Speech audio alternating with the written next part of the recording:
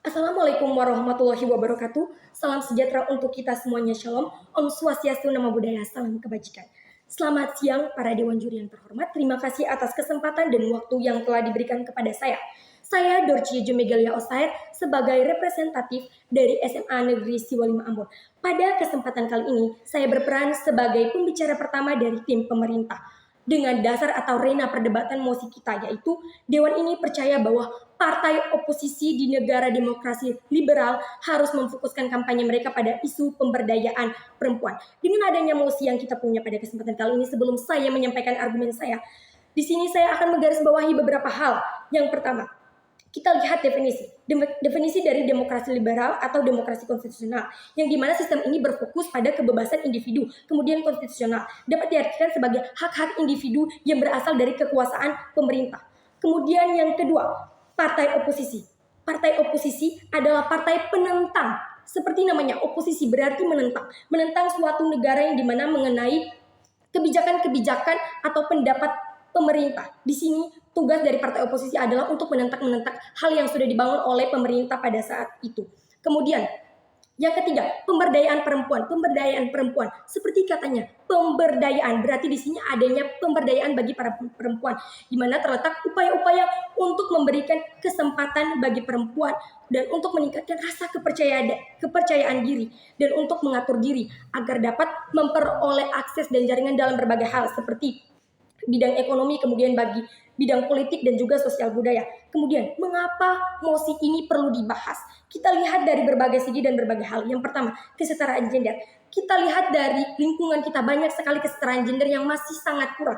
Jika kita lihat pada masa sekarang ini, banyak sekali pemimpin-pemimpin yang lebih didominasikan terhadap laki-laki. Sudah dapat dilihat bahwa hal tersebut mengurangi kesempatan bagi para perempuan untuk memajukan diri mereka dalam bidang kepemimpinan.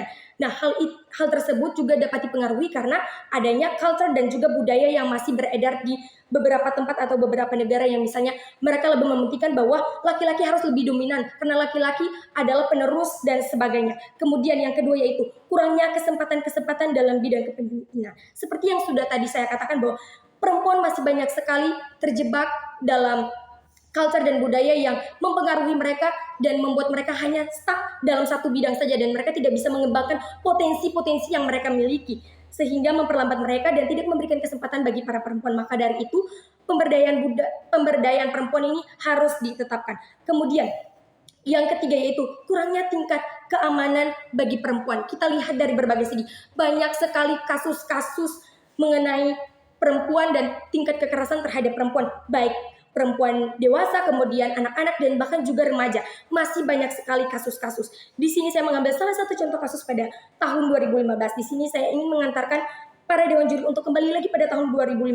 Di sini terdapat 321,752 ribu kasus yang terjadi ya mengenai kekerasan terhadap perempuan. Itu masih tahun 2015. Bagaimana dengan tahun-tahun kemarin?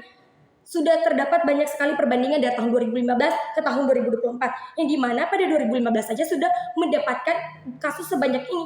Lalu apa yang terjadi dengan kasus-kasus yang terjadi pada tahun-tahun sebelumnya? Kemudian dengan adanya berbagai alasan-alasan tersebut, di sini saya sebagai pembicara pertama dari tim pemerintah ingin menegaskan sekali lagi bahwa saya sangat-sangat mendukung mosi perdebatan kali ini, bukan karena tanpa alasan, karena kita lihat dari berbagai segi yang sudah tadi dibahas, mulai dari bidang politik, kemudian kurangnya sistem keamanan bagi perempuan, kemudian dari kesetaraan gender dan kurangnya kesempatan terhadap perempuan untuk terjun langsung dalam dunia politik, dunia bisnis. Kita lihat banyak sekali peninggi-peninggi dan petinggi-petinggi besar. Kita mengambil contoh di negara kita sendiri, yaitu negara Indonesia. Dari ketujuh presiden yang maju dan memimpin negara kita selama ini, hanya satu presiden sebagai perempuan, sebagai pemimpin negara.